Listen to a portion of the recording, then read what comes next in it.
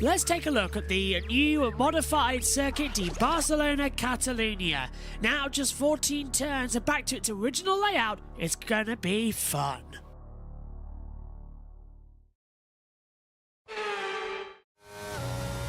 Out of the last corner then, and boot it hard. Continue with the power as you approach the DRS zone. 8th gear maximum as you hurtle down towards turn number 1. It's the longest run down to the first corner on the calendar, so make sure to pick your braking spots early. Down into 3rd gear. Hug the inside 2 curves with a quick flick as well. Then a long sweeping right-hander into turn 3 at Renault. Repsol is turn 4 as well. You'd be surprised how much it comes uphill. Brake down all the way. 4th gear. Hug the inside line. Then gradually on the accelerator as you come down towards the Seat corner. Back down again into 2nd gear, hug the inside curb, back on the power gently as you go onto the bridge as well. 7 and 8 chicane sweeps in as well, flick the car in, first to the right, then the left again, now back up as well. Right-hander coming through into turn 9 at Campsa. Now, turn number 10 is back to how it used to be from a couple of years ago, you might remember as well, creating a new, interesting final sector. Sweeps it back into how it was in the old days as well, and instead of the funny chicane at 13, 14, 15, it's now just one sweeping long loop. Take the exit curve full throttle, power into New Holland at much more speed, DRS comes up quicker, it should be about 2 to 3 seconds a lap faster, and that is a lap of the new Circuit de Barcelona Catalunya.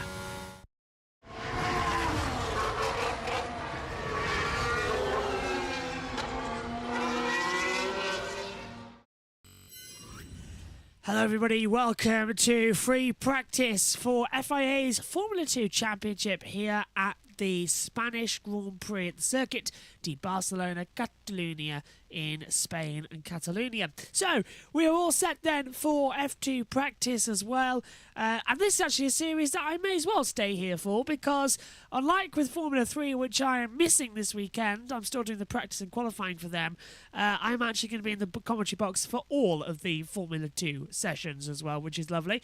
Alongside me in the box is Richie and Josh. Omi is down in the pit lane as well. But Richie, good morning. Monaco was a little bit interesting, to be fair. I thought it was quite good. And now we're here today, ready for the Spanish Grand Prix. What are you most looking forward to ahead of this one? I'm looking forward to see this final sector of the track, turns. Is it 13 and 14? Obviously, It used to be a chicane, now it's not. I'm excited to see what that can bring, because if you can carry yourself a bit of a slipstream through those 2 corners onto the main straight, that could give you a great run down into turn 1, or it might not work at all and it could be a big failure. So that's what I'm interested to see. And I think in general this track does promote great racing. You look at the drivers on here, in every single junior series that is international drives at Barcelona. So these drivers, all of them, have driven on this track at least once. Some 3, 4, maybe 5 times. So they've got the experience around this track. It's a different type of pressure, like they said in F3. It's a lot different to somewhere like Monaco, where you've driven maybe once or twice, if that.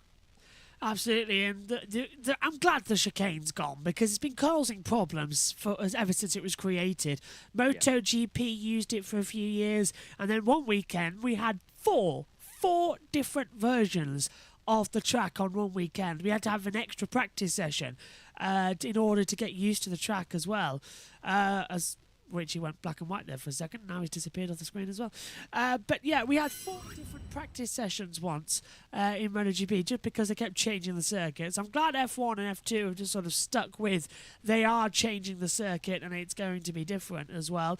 Track temperature, it's at 31.4 degrees. Wind speed is at 1 mile per hour. Humidity though, 56%. Track is currently dry, but Josh, there is rain around, isn't there? It's sort of all coming into the circuit.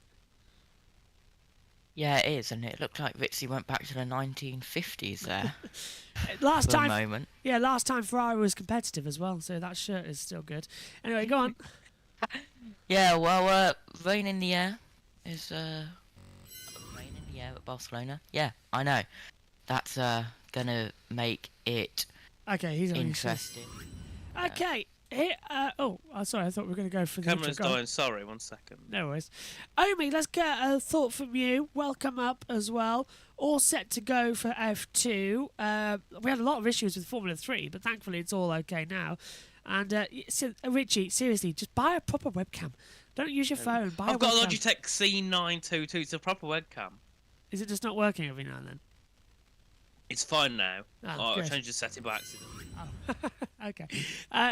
Omi, coming to you then. What are you most looking forward to for F2 this weekend? Well, just some more good racing, I guess. And hopefully we're going to get a good race with a lot of action. So I'm really looking forward to this weekend. Hopefully the Primers do really, really well as well in this one. So let's hope that we do get a lot of action. Rain could get involved, which could change a tiny bit of it. But I think we're going to get a lot of action this week. Jack Harkness, his daughter on the screen there as well, from the Tortured series of Children of Earth. I just noticed, it took me a second to actually figure out who she was. She looked like Cutty from House as well. So we're all getting set then for this session. It'll be 45 minutes in length, and there's some great movies being advertised right now as well that I actually wanted to look at and didn't know they were on Sky Cinema, which means I'm going to have a very enjoyable evening after IndyCar. We'll probably just go to sleep as well. That's pretty much how it is. Megan hasn't yet woken up, which is surprising. She might be awake though because it's 10:03. But I'm going to ask her very nicely just to hit the start stream button for IndyCar later on as well, so I can maybe get a few more hours sleep So, ahead of the 2 a.m. Go on. Well, 1 a.m. call. I'm looking at Saturday, and it says thunderstorms. Oh. Sunday, it just says shower, but Yeah. Saturday it says scattered thunderstorms and then thunder shower at 2 p.m. Exactly this time as when the race is going to be. Oh, 2 p.m. brilliant. their time on Yeah. Saturday, so that's qualifying, isn't it? F1 qualifying. 2 hours before, I think, because it's at 4, isn't And it? then also you've got the F2 and F3 races as well. On That'll that day. directly affect the F2 race tomorrow, I think. 2 That'll p.m. be their interesting time. then. Yeah. So that'll be 1 hour time, which when the races are And off. of for course, I'm looking at the forecast, and it's Friday dry, Saturday, Sunday wet, then Monday, Tuesday, Wednesday, Thursday, Friday all dry. That's pretty much it's how it goes. Okay, we're getting set then for Formula 2's practice session from the Spanish Grand Prix. Let's cross over. Ready with the World Feed introduction. George Russell wins the Sao Paulo Grand Prix. Well, that's unusual. There's 2 intros. That's caught everyone by surprise. There's 2 separate intros to this show. So we'll just wait and then we'll get going. Green light is on. The session is go. So here comes the introduction, hopefully.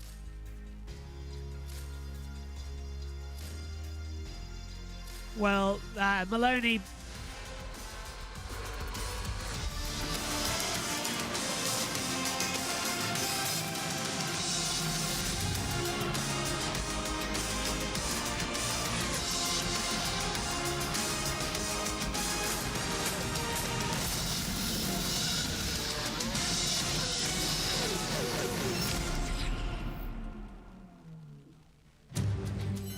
Good morning and welcome to the Circuit de Barcelona Catalunya here in Spain.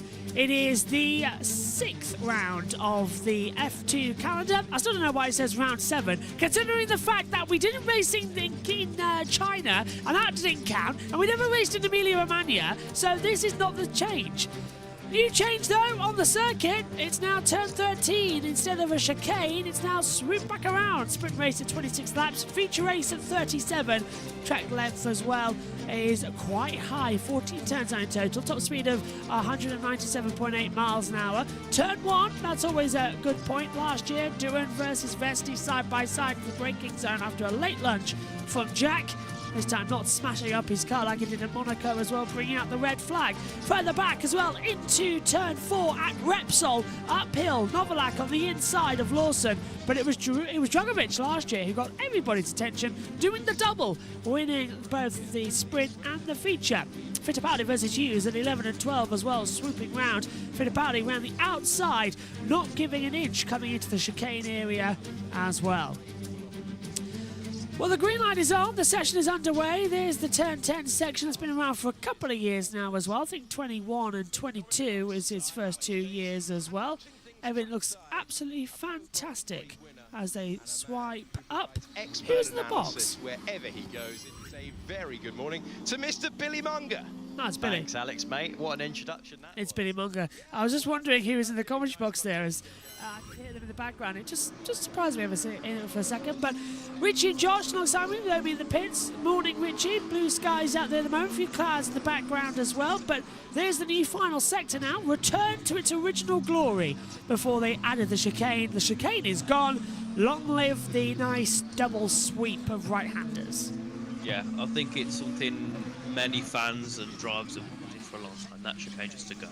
It promotes no overtaking. It provides no opportunity. It's just a hindrance at the end of the track to make the track a little bit longer, I think, and to add a bit more time onto the lap. So I'm glad it's gone, and I think a lot of people are. But one thing I want to talk about is degradation, because we saw in Formula 3, the drivers did one lap and the tyres were dead. Yeah. So what will that be like in F2, and then what will it be like in F1? Obviously, there are differences with the tyres, but the degradation can still stay the same. This will play a factor in how the F2 and F1 works. And if you look in the chat, I never had a McLaren shirt. So I don't know where you've seen me with one of those, but it wasn't me. Who did have a McLaren shirt? I've got one from the early, the late 2000s, early 2010s, with the Vodafone Rocket. I'm just trying to think. I've got a Williams one as well. I've got 2 of those, and a Ferrari. I've got a Martini Williams Was jacket. it? Me too. Me too. Was it Adam with his orange shirt, which isn't McLaren logoed, but it's Could orange be, yeah. in Yeah. Indy 500? Probably so, yeah. Unless Omi had one, but Omi had a stellar suit jacket last weekend in Well, the Indy 500. instead, I could wear this jacket instead. Williams Martini. Are we allowed? Lovely jacket. I don't know. It was Martini. Is that a drink? Was it the drink? I can't remember. It is, isn't it? The Martini. Yeah, pint, Martini. Yeah, I think 2019 wasn't it? Yeah. Or 18. Unfortunately, I Back can't. when Williams were good. Yes, yeah. Last time. they Or I were. have my Red Bull jacket. Good thing as well. And- Yeah, go on. I actually have. I wasn't lying. I actually have a Mercedes hat on the way. I've got one. So next week, or what? No, next week. The week after, or whenever you see me next, on stream, I will have my Mercedes cap, my Ferrari T-shirt, and my Red Bull jacket. I sincerely hope it'll be next weekend, considering next weekend is Le Mans. Oh wait, yeah, Le Mans. I'm excited, but it's going to be a painful, long day. Which well, is weekend. 1,000 times easier than this weekend. That's the weird thing, isn't it? We were talking about that in F3. This weekend is actually hell compared to next weekend. Because honestly, next weekend, we've only got MotoGP and the Le Mans 24 Hour. So MotoGP, you just sort of dip in and out, and that's easily done. No live coverage of Moto3 or Moto2 next weekend, by the way. Those races, understandably, will be done later and released as Grand Prix highlights as well, but done in full, and they'll be released after because only MotoGP is live next weekend with practice and qualifying because I've got to do that. So yeah, all looking good. I think as well, I can't remember what, I swear Tom Dillon is doing something soon. I think it's at Assen with MotoGP. And at the moment, by the way, there's still no fix. Going to Assen. No, he's taken the MotoGP Assen. I can't remember why though. I'll think about it. There's some problem that I can't be there for, and I can't. Actually, I think I've still got the thing up on my screen. Yes, I do. Right, let's take a look then at my timetables because I know Josh won't know about this because this is anything with Josh. This is a direct clash with me, and I can't remember why. So let me take a look at Aston as well. As the cars all just doing their doubles on the circuits. Yeah, So- I got caught out by looking at the timetable. Yeah, I saw you do it. Hang on. Oh! I know what the direct clash is. It's Formula E. I was supposed to be in Portland for Formula E, but I'm not going there anymore. So... He was going to Portland. Yeah, I was going to do the Formula E Portland race, but I'm not doing that anymore because there was not enough money and the accreditation didn't come through in time. So I think it's Tom Dillon actually covering practice 2 from Portland while I cover the sprint race of MotoGP. Yeah, I think that's how it works. I see you only just jumped on the motorsport schedule. What? I Compared think to it's only. So Josh, not me. Go on. What one? yeah, any of them. Who do you think will do good this weekend in F2?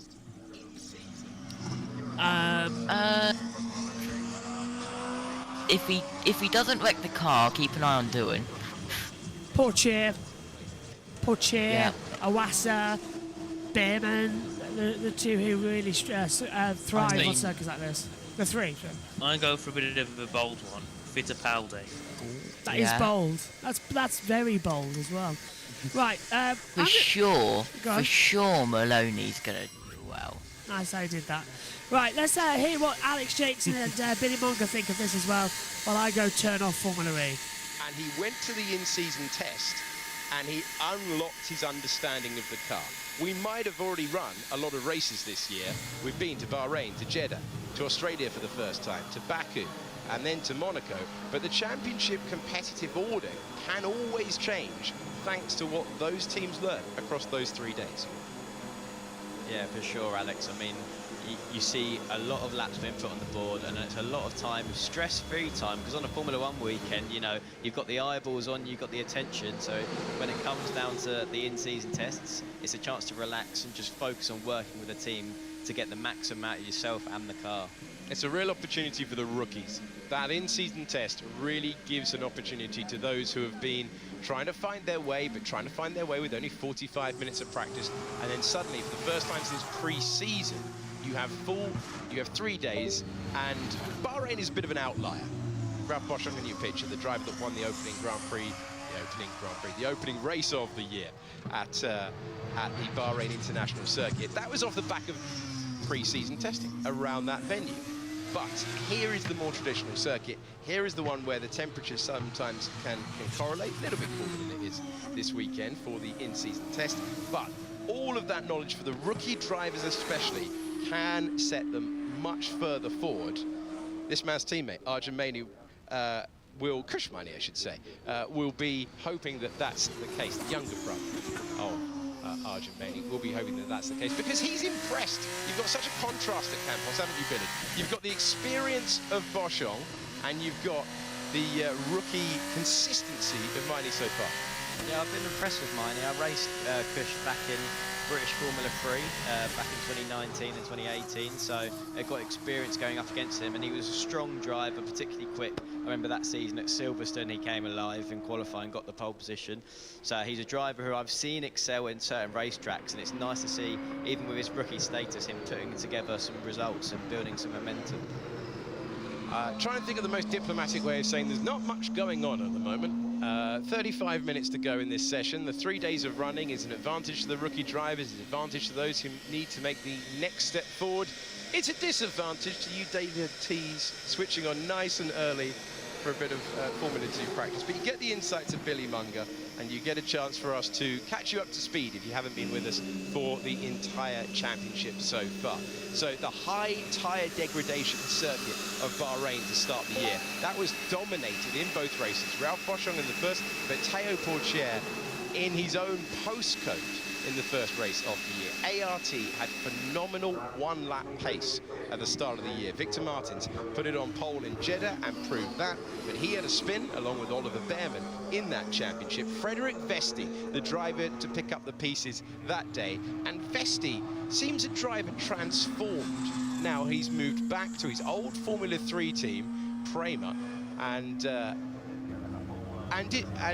that really is, we'll dig into that in a moment, how driver and team have to work together.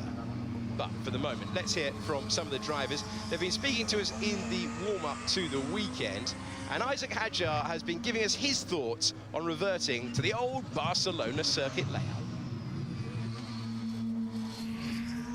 I really like it. Add some high speed to the track.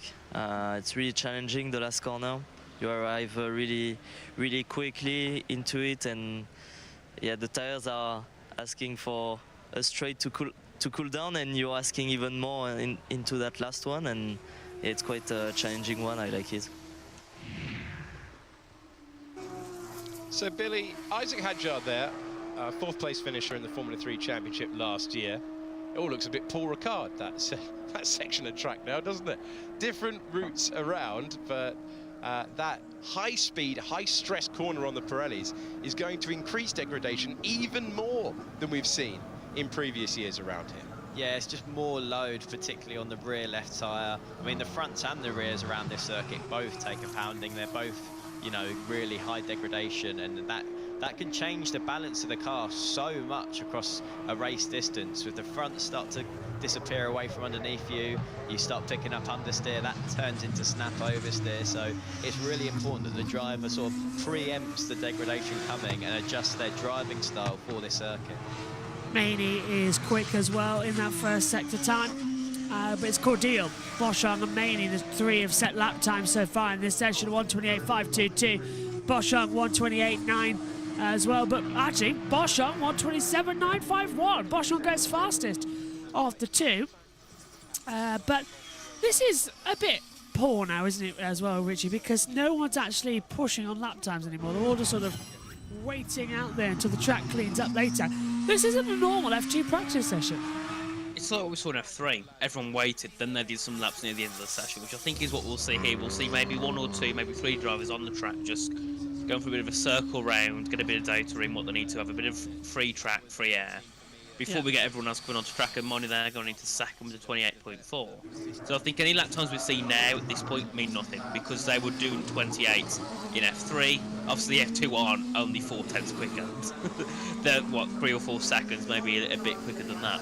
So, yeah, we'll probably wait until around the 20-minute mark before we get people actually going out and doing some push laps. I think if anyone goes out now, it'll be race simulation, because the track's got some work to be done still. You know, they need to get a bit more rubber onto the track, a bit more heat into it. And at the start of the session, that's not going to happen. And Cordial, as you can see, they're going faster with a 27.7. That shows that no one's pushing. No offence to Cordial. I've just been informed in my ears that the Ben Edwards didn't commentate on practice one of Formula E. It was actually Saunders, which I find interesting as well. Saunders is the pit reporter this weekend, and Nicky Shields often did a practice session, so maybe Ben will be back for practice 2 and qualifying tomorrow. But interesting. That means that I don't think Ben is trackside then. By that instance, I don't think Ben and Corinne are trackside. So that means they've set up a commentary box in 2 locations. What a waste of money. Just send Ben out there. I hope Ben's there. That's them.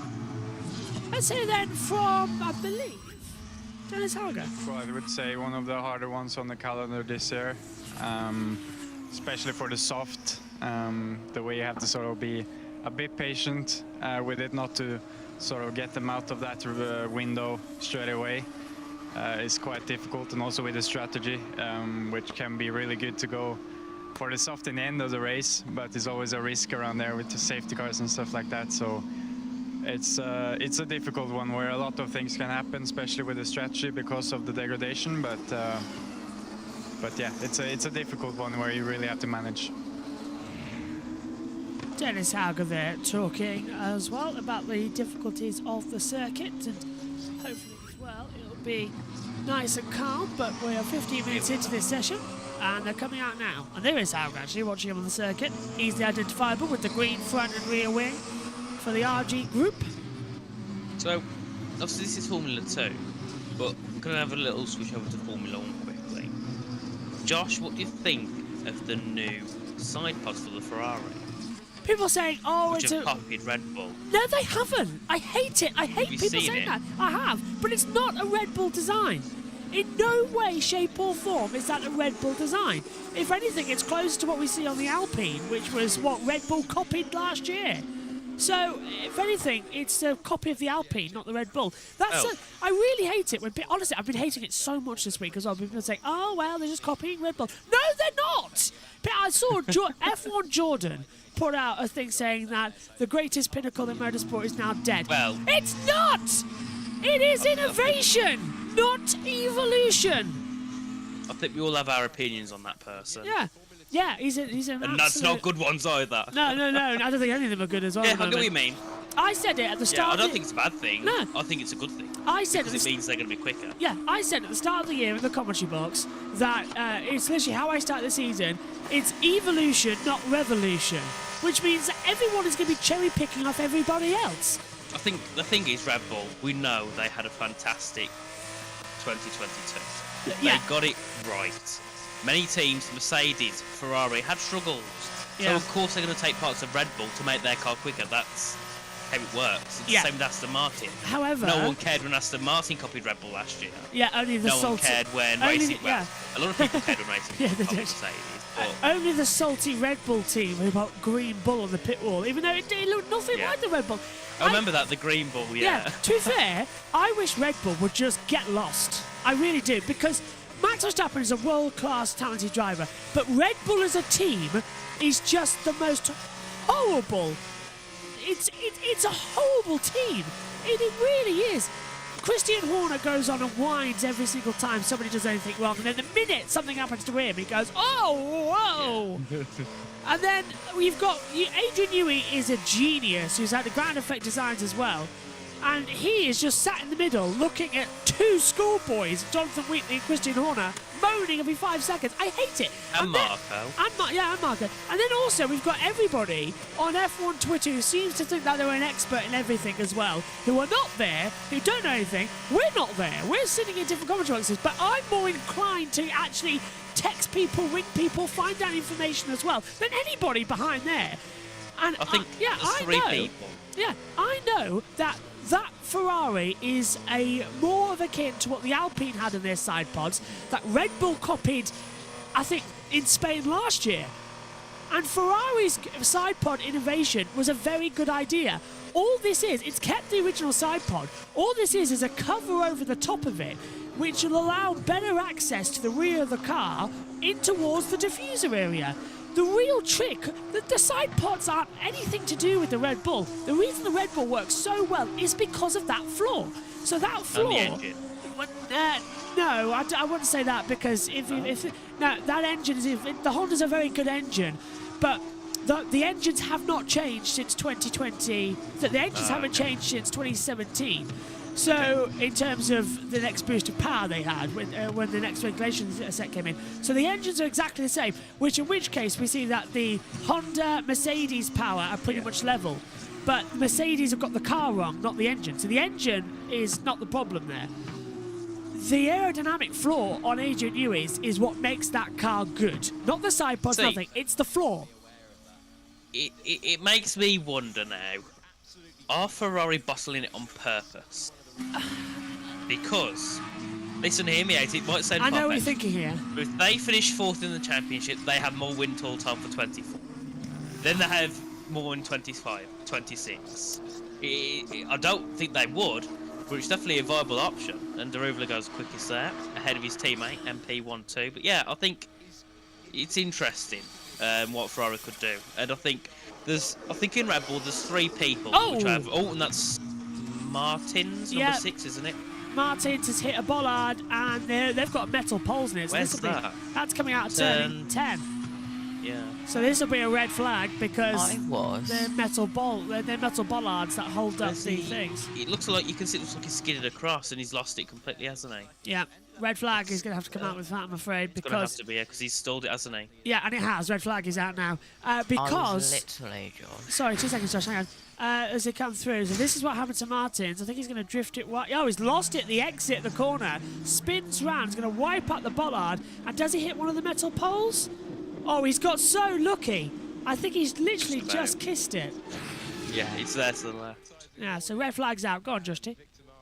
Well, I was just about to say, the F2 admin has said the Q word. Watch out, everyone. Something could happen. So, Well, yeah. something has happened, so Someone you can blame the F2 admin, yeah. social media admin for that. Someone But, fire and that I admin. can confirm it was Saunders who did the FP1 commentary. So Ben must not be there then, which is So, weird. one last thing about Formula 1 before we cut back off to Formula 2 where we are now. I think in Red Bull there's 3 people who have the utmost respect for. One being Verstappen, second being Newey, third being Hans Schmitz. Yeah. I'll agree with They're that. the 3 people. Don't get me wrong, Christian, I like him because he's, you know, he's the team principal, the team of support. But he's very whiny. It's the same goes for Toto Wolff. The same went for Bonotto last year. The same goes for Starter every year. I think it sometimes does have a part to play in terms of the media and the publicity. Right, so Red Bull have brought a new floor edge and a new diffuser as well. Ferrari have brought a new rear wing, a new Coke engine cover, and a new floor, body and edge. Also, they have brought a new floor. Interesting. Who's this? Mercedes have brought new side. I wonder why. Yeah, Mercedes have brought a brand new. Well, hang on. No way they can get it done in their way. Let me tell you something right now. This floor that Ferrari have brought this weekend will not have anything to do with what we saw in Monaco last weekend on the Red Bull. No way that they could have analysed that, tested that, got it secured. No, they can't. Yeah, they can't. There's no It's way impossible. no way they could have photographed it, built it actually, let's go through this. There's no way they could photograph it, understand all the aerodynamics, calculate it to put it on their car, build it, get it through the FIA Safety Commission, which requires 3 to be built, so 1 to be destroyed, 2 to put on the cars, fly it over as well to Barcelona and get it homologated on the car, all before today, in the space of 4 days. No way. So this new floor is going to be different. Mercedes. New side pod inlet as well for the mirror valve has been, the mirror vane has been removed. So the little strut that goes below the mirror straight down has been gone as well. The upper wing mirror vane no longer required with the new bodywork, removing improves flow quality to the rear of the car, hence the rear downforce. And they've brought a new diffuser as well. Small change to the diffuser side pod view to allow more flow into the diffuser to improve flow quality and hence increase local load. Okay, that's interesting. McLaren have brought a new front corner as well for a new brake disc, and that's it on the upgrades on that one. Hang on, there's another page. Hang on. Yeah, there's a second page coming through. More. Aston Martin have been the biggest upgrade of this season. New front wing end plate, new nose, new rear wing end plate, and a new beam wing as well across the front of the car. AlphaTauri have brought new rear wing and rear wing end plates. Williams have brought new front wing and Coke engine cover. And yeah, that's it. So, well done, Red Flag. Let's have a quick word with Alex. And sometimes in that final sector, especially when you're committed around that final corner, if you're all parked up, you can have issues with tyre temperature, you can have issues with a car being in the way. Yeah, dirty air in that last sector always used to be the biggest factor in that part of the lap. You did not want to have a car right on the same piece of tarmac that you wanted to be on. But I think with the sweeping corners, that should hopefully open things up a little bit. But it does mean the approach speed, if you are on a slow lap compared to a fast lap, will be significantly different. Checking in with Arthur Leclerc, who was racing on home soil last week. Didn't go his way, had a qualifying crash, but must have been a proud moment for the family to be racing their driver who's been on the podium already this year. Fine performance in Melbourne when Dams really did seem to have a knowledge of that circuit. That's the polar opposite. What the race that we saw in Melbourne, the polar opposite. No data at all, no knowledge at all. Here, every single driver knows this place inside out. The teams have data going back for years. Apart from the season that we ran either Formula 3 or Formula 2 on a weekend, it's been ever present on the second tier calendar, and it is popular with the fans, as you can see, although there isn't a Grand Prix at the moment that isn't popular with the fans, Billy. People making their way in on this practice Friday. And it is, this weekend, we're expecting 277,000 fans through the gates. Wow, I mean, yeah, it is staggering, the popularity of this place. It's, like you say, it's been a staple on the calendar for years. And I think, you know, the emergence of, re-emergence, shall I say, of Fernando Alonso in Formula 1 has definitely sparked some local interest, I think. But yeah, it's great to see the stands already filling out, especially with the F2 and the F3 running going on. It's nice to see, you know, them getting the eyeballs on them and their talents that they deserve. Yeah, absolutely, absolutely. This racetrack's place in Formula 1 history, originally added to the calendar in 1991, and it had a longer interrupted run than any other circuit other than Silverstone, Monza, or the Hungaroring. So that's how much of a staple of the calendar this place is. And a little bit of shade being sought up there. The track is now clear, I can tell you. But we're giving you a more complete picture of the atmosphere around this circuit. Used to love this as a fan, Billy, wandering in on practice Friday, and just the expectation, you know, you'd hear the engines in the distance, you'd park the car, you'd get onto the grass bank, and you'd set yourself in for a brilliant day of motor racing. And on the European leg, not only the European leg, but also in places like Melbourne now, it is phenomenal that Formula 3, Formula 2, Formula 1 on the same weekend, and the fans getting excellent value for money. Yeah, exactly. That's what it's all about. They get to see the future talents that will be one day, hopefully, on the Formula 1 grid. So for them, it's an insight, which sometimes you don't get at certain weekends when you don't get the likes of Formula 2 and Formula 3 there to support the Formula 1 weekend. So yeah, it's great to get that access. Yeah, I always say that this is like discovering a band in a pub before they start getting big and Getting playing ahead of the curve. Yeah, getting ahead of the curve and before they start playing arenas. You know, if you watch Formula 2 for many years, you will have seen the brilliance of Charles Leclerc in 2017 when he didn't have the pace, but he swept past everyone, making a pit stop in a sprint race before anyone else thought that was fashionable. An incredible drive. You would have seen Lando Norris and George Russell going wheel to wheel in Belgium, in Monza, with the championship on the line, and Russell just eking out that bit more. Alex Albon thinking that he was going to have a future maybe in tin tops, maybe in another championship after that, finding another gear, more belief, and finding his way to Formula 1 as a result. It is a story that you get to see written slightly earlier if you watch Formula 3 and Formula 2. And you also get to see the dynamics of the drivers, Billy, of the drivers that climb the ladder together. And it was interesting at the start of last year. Max Verstappen, Charles Leclerc, they climbed the ladder together, seemed to race in a totally different way to maybe other competitors, purely because they had that understanding of having come up through go-karts, climbing the motor racing ladder. They knew each other's game, is an easy way to put it. Yeah, they certainly did that. We've had, like you say, just a few big names in Formula 1 on the Formula 2 grid, and yeah, it's great to see, and we're hopefully going to see some more action on circuit very soon. We are indeed, my friend, because we are 45 seconds away from resuming our 45-minute practice session. And there we are. Always keep the merch. Always keep the flag, because you never know. That's Fernando Alonso's old racing colours. He is the winner, Billy, of the last winner of a Grand Prix held on this configuration of circuit. So the last time that we ran with turn 13 as a fast corner was Alonso, rather than yeah. the Fiddly chicane, we had Fernando Alonso. Well, actually, as we go green, Laura Winter has done a fantastic stat. This weekend for Fernando Alonso is race number 361 out of 1,086 Grand Prix. That is 33.3% of the F1 duration has been completed by Fernando Alonso.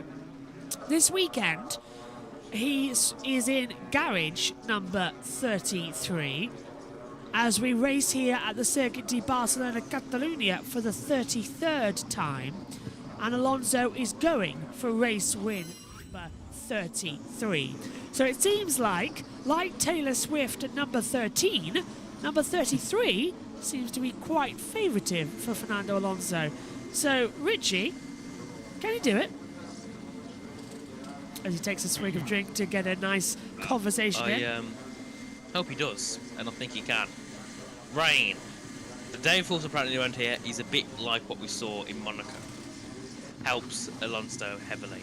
It's his home circuit, he'll push more and more. I think it's easily possible. And I think, you know what? He'll do it, he'll win. Megan's Put it not there here. early. Yeah, Megan's not here this weekend. just had to point that out. Megan's not in the commentary box this weekend. Could be interesting. If Alonso wins and Megan is not in the commentary box, I think she might explode. Probably. When I explain that to Megan later, she might just say, "I'll do the race." just the race. but fingers crossed. Yeah, Megan is also not with us at Le Mans next weekend, even though she should have been, but they've moved one of her exams to the Monday after.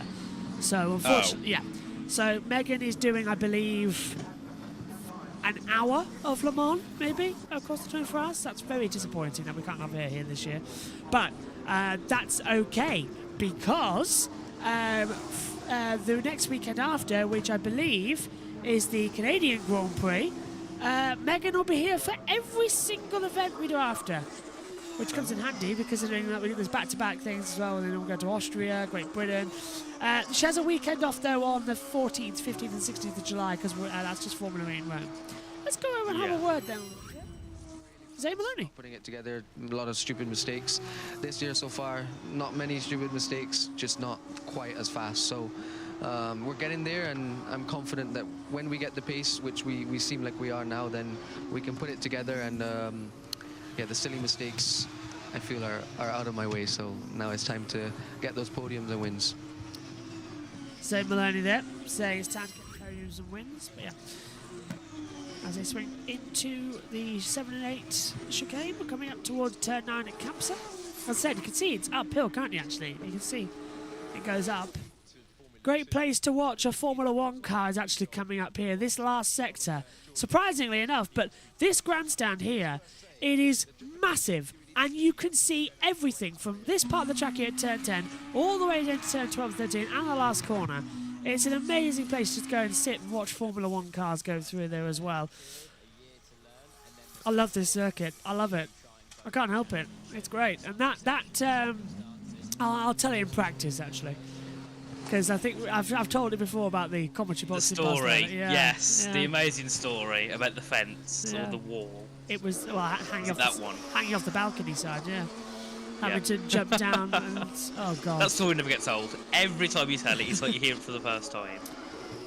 This stuff never happens to George Morgan though, does it? He was in Barcelona last weekend? No, it wasn't. He was getting married last weekend, the week before. Well, week before he was was it Barcelona he was in, or was it Monaco? No, it was Barcelona he was in the week before. Yeah. 2 weeks ago he was in Barcelona. Gone purple in the first sector. Congratulations, by the way, to George and his lovely wife as well. Yes. Mr. and Mrs. Morgan. Just sounds like Red Dead Redemption. I bet he loved playing Or a TV show. Yeah, that's it actually, yeah. The Morgans. Must get George in the commentary box soon. We do. Be Actually, great. there's a hole on the broadcast team for Sunday, but he's on honeymoon, so I was like, Vesti 126.722. In fact, we really are short of people in the commentary. I think it's oh, good. 126.848. I think on Sunday it's just me and Omi for the Grand Prix because Josh is doing the touring cars and Tom's not available and Jess is doing touring cars. Well, I can't make the Grand Prix, but I can make the qualifying. Yeah, exactly. Yeah. Well, fine for Might Dolly. be a good idea if I pull my mic down. Yeah. I'll be in F1 as soon as touring car finishes. CC finish. Yeah, that's and right. Vice versa. Fingers crossed as well. That is actually quite good. But No red flags. No red flags. No red flags. Is it just my screen? No. I'm not joking. There's a red flag on my screen. Refresh. Ah, there we go. Yeah.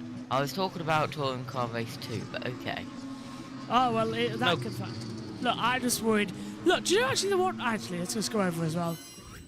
From FP, we have been quick, which helps a lot to set up the car. And also internally in the team, it's been a big improvement, so I'm really happy with that, and I hope we can continue even more. Frederick Vesti there as well. The one series I'm actually not bothered about this weekend of having problems is IndyCar. Isn't that funny? Because that's what we saw last week. Yeah. But IndyCar generally isn't too bad, is it? No, this is why I love IndyCar, because it's on in the evenings. And I feel bad for Ericsson for Lynn 500, but it was an entertaining final 10 laps, to be fair. I've just realised why I'm now having a heart attack. Why? Because I've just remembered what's on Sunday, the 18th of June. Le Mans? No, Le Mans, 5 until 7 Road America, Formula... Indian F1, isn't it? Yeah, Indian yeah. F1 Oh, together. hello, Amy. Sorry, I forgot you're here. Yes, you're right, yeah. Wait, hang on. Indian F1 is one event. No, Or- oh. same day. Oh. 5... Because yeah. Go on, Canada Amy. time zone. Yeah. You know, yeah. Oh, the clash. So it's 5 till 7, Oh. IndyCar Road America, 7 till 9, Formula Formula 1 Canada. 4 hours. Yeah. So Back to back. I've Is already... it a good time Yeah. to mention that I'm not here on the 18th? It doesn't matter because that's a long-standing thing with me and Tom Dillon. We know that's happening. And Tom is with me for that race as well. But fingers crossed, it's going to be a very difficult weekend because Megan is going to be hosting the pre-show for Formula 1 at 6 until 6:45. Then I'll jump in as well and take over. And then also Tom's then going to take over the end of the IndyCar. So we're just it's going to be a massive swap around. But that is for later this month to decide and forget as well that Road America's on. I'm just going to take a look and see if I know the start time yet for the IndyCar. Because if it's 5:30, then I'm going to scream. Blue Murder. Let's take a look. Where are we? 18th of June. The Road America. That's where we are. Let's take a look. Races at 6 p.m. Oh. That 6 till clashes with F1, 9. isn't it? 6 till 9. And F1's what? 7? 7 till 9.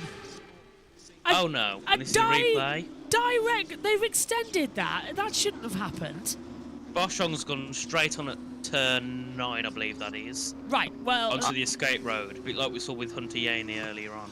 Well, Jess, if you're watching, you and Tom have got an IndyCar race to do together.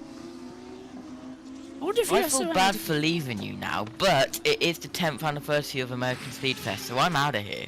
Can I be honest with you, Josh? There's absolutely nothing you could do in that situation anyway.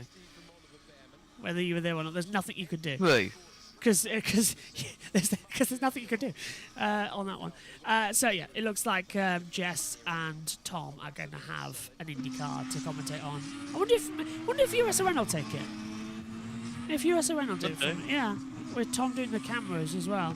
That could be something. We'll get USRN doing it. Yeah, I'll have a word with Matthew about that. For Road America, thanks to So the top two, yeah. Kramer, the third and fourth, MP. We haven't really Now talked we need about to see Leclerc Vesti. jump up to 6. We haven't seen Vesti talk about him much this weekend, have we? We said about Behrman, Awasa, Porsche. Vesti was nobody said would do well. That's someone who's actually surprised me. Actually, we shouldn't really be too surprised. He's second in the Did a great championship. job. Yeah. Really great job. I think he's leading the championship, isn't he? I think he Yes, is. yeah, he's 5 points ahead of Porsche. And Porsche, yet again, he's had no outstanding results, but he's been consistent throughout. So he's done a great job to stick onto that P2. Because we've not really seen anything from Porsche to say, oh, that's a great result, have we really? It's just kind of... I think Porsche is slightly overrated as a driver. I think. I agree. Yeah. I think he's very overrated. When he was in Formula 3 and that end of the season in Mugello, I thought, wow, he's good. He is a talent of the future. He'll be in Formula 1 as a world champion. But what we've seen from him in F2, he hasn't delivered. And it was starting the championship way last year. That was like, well, you've done it yourself. Well, we look at the previous results for him. So 21, P5. Yeah. About 110 points off P1. 2022, 100 points off P1. This season he's sitting below Vessi, so I think he's very overrated, and no, he does not deserve an F1 seat in my opinion. I don't think he does. Personally. No, I don't think he does. I don't think he will get one. No. They're not going to replace... At the moment, he's part of... If he were to go anywhere, it would be Alfa Romeo. At the moment, they're not going to get rid of Joel Bottas for him. I'll be honest with you. I don't think Porsche...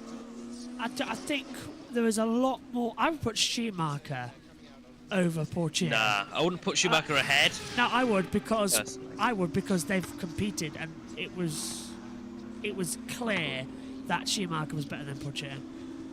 Schumacher. I don't know.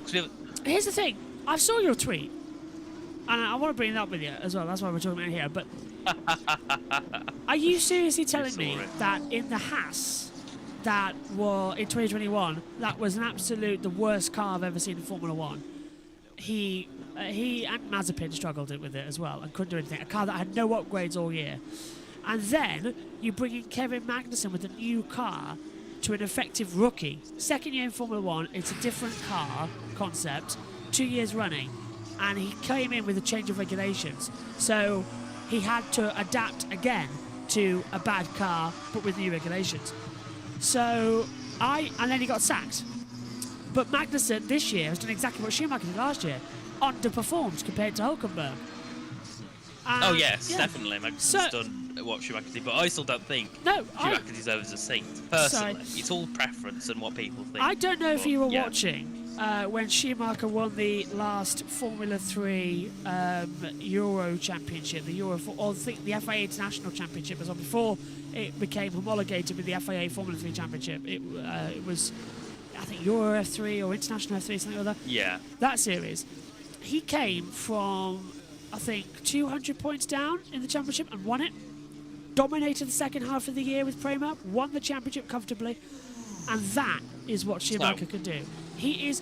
I guarantee you put Schumacher in a better car and in a better team environment than Haas, he would perform.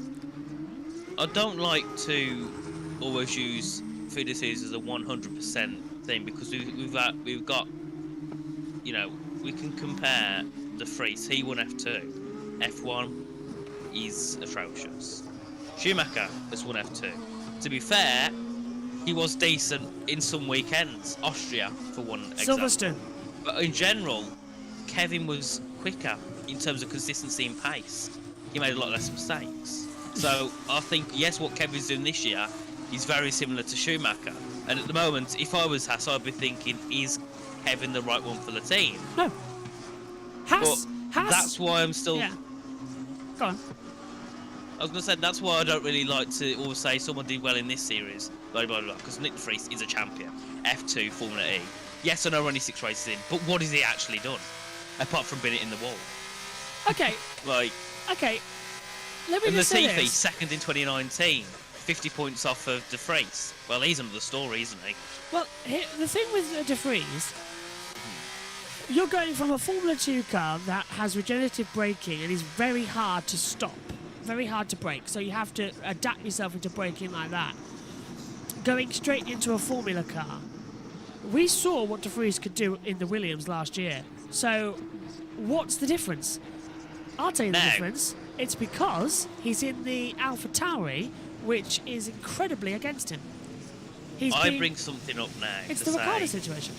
Go on. Well, I think Albon would have done better. No. In that Williams. No. It was the fourth fastest Oh, in the Williams. Oh, yeah. in Monza. Well, yeah. Albon would have. Well, that's the thing. Albon would have done better. We'll freely admit that. Albon could have finished P5 in Monza last year. 6 maybe, yeah, P5, 6. But isn't it Yeah, I amazing? think it's all. I think yeah, but that's isn't the it thing. a driver that only had 60 minutes of practice, then straight into qualifying, was able to put in P9 in the race? That's impressive. And the session's ended. But I think that's the thing I like about Formula 1 and the racing, because everyone's got so different opinions. Yeah. And me and you, we both have counter arguments for each other, so none of us will win. That's true, yeah. But And that's what I do like about that's- it, because yeah. you can chuck anything into it. So, well, you said that, but this, and then, you know what I mean? So it's great, isn't it? It's 'Cause great, yeah. It shows, like, for me, I don't rate the phrase, obviously you do. Same with Schumacher, I don't rate him at all. And there could be someone who thinks he's the best driver in the world. It's a great thing about motorsport as well, isn't it? I suppose for some drivers it's not, because if you got that bias against you naturally, you're in a bad position. But I think in general, it's nice because every driver has their spot of glory. Because everyone will support. Every driver's got at least one supporter. I know somebody, a very dear friend of mine, and she is a massive fan of Lando Norris as well. So I'm skirting around the subject of ever bad-mouthing Lando in the commentary box as well. I like Lando. that. Lando's fun. Lando's a great driver, and I think as well. He's got a bad car. I don't think Lando will ever perform at McLaren the way he would do it like a Mercedes or a Red Bull. McLaren is too far. I think McLaren in Formula 1 is too far gone. I don't think there's a way back. Yeah. Yeah, I think there's no way back. Lando needs a new team. Yeah. The same way Williams. Otherwise, he's going to be nothing. Yeah, the same way Williams dropped and never really recaptured their youth. Yeah. It's happened to McLaren, and it's happened to Ferrari as well. Ferrari have not won a championship in, what, 15 years? That's a lot. At least. A lot So for them. it was 07 with Kimi. 16 years then, yeah. Yeah, I think the thing is, with any team, so Albon and Norris I feel bad for, because I think that Albon was thrown into that Red Bull far too early. Yeah. Way too early. And then Albon... If he was in Williams, or he was in AlphaTauri, then went to Red Bull, Gasly. he'd be a great second driver. Gasly, look at Gasly. He was in the Red Bull program, promoted up way too early, was kicked out halfway through the season, won a race with AlphaTauri, got kicked out again, and is now at Alpine, where he's flourishing. Double points finish in Monaco last weekend. I think Alpine will do a great job this year. I think if they can sort out the issues I've had with the reliability, that car, it is quite quick, to be fair. It looks very decent. I can say... Especially, obviously, Monaco's hard to call, but Monaco, it was the... I'd say on par with Mercedes. Williams, personally. I think... Here's my thing on just thinking on Williams quickly, because my point is I think we need... we're all looking forward to the next regulation change in 2026, but Williams had a slight rejig every single time that the regulations got changed. 2009, Williams, Toyota and Braun went with the double rear diffuser, and for the first half of the season were mega quick. Williams should have won a race, but they had Nico Rosberg and Kazuki Nakajima as their drivers. Rosberg at that time was an absolute, well, you can probably tell what Rosberg was. And Nakajima at that time as well, in Formula 1, was as bad as beautiful as a chocolate teapot, because he just constantly kept making crashes. Then in 2014, we saw what Williams could do with the change of regulations as well with the power units. They had Mercedes engine, a good car. They got pole position. They led at Silverstone as well. Should have won, but they had Massa, who was coming to the end of his sell-by date. But Bottas was constantly put behind Massa and not allowed to go out front and lead the races. Bottas should have won in a Williams, didn't. And to be fair, I still class Valtteri Bottas as a world-class driver. I think Bottas could have been a world champion if it wasn't for Mercedes favouring Lewis. I genuinely think that. And I also, I'm really disappointed to see how this season Bottas is having the year from hell. Constantly not scoring points. Just looking at the times quickly as well. Bottas has scored 4 points. That was in Bahrain. 18th in Saudi, 11th in Australia, 18th in America, 18th in Azerbaijan, 13th in Miami, and I think 17th in Monaco. So just completely out of the pace all the time. But we've come to the end of the session, so my thanks to you, Richie, my thanks to you, Josh, my thanks to Omi as well in the pit lane. That's it then for Formula 2. We'll be back for the F1 practice. That's underway at 12:15 with the green light at 12:30. See you later.